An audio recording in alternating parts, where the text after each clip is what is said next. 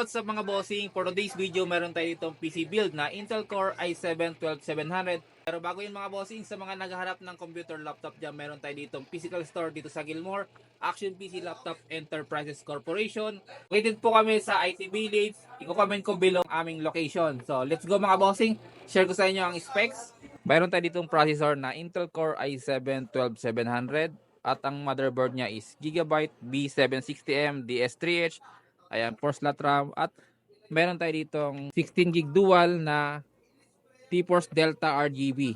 Ayan, 3600 frequency. At ang storage niya is 500 gig NVMe M.2 SSD. At ang power supply niya is Corsair CX650 80 Plus Bronze.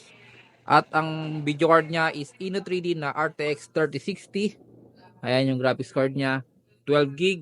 At ang magiging casing natin mga bossing is YGT B709 mesh yung harap at tempered yung sided niya. At meron siyang kasamang 6 pieces na RGB fan with remote control. So let's go mga bossing. Samahan nyo kami i-assemble ito mga bossing. So let's go.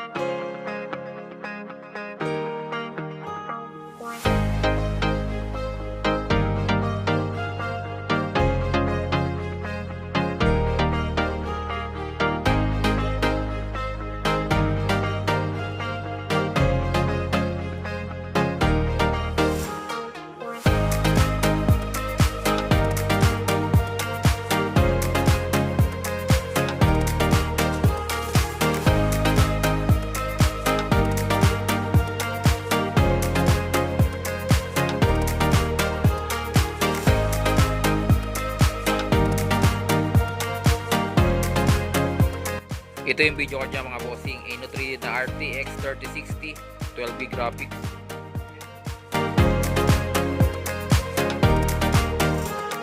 Yan, install na natin mga bossing yung video card niya na RTX 3060.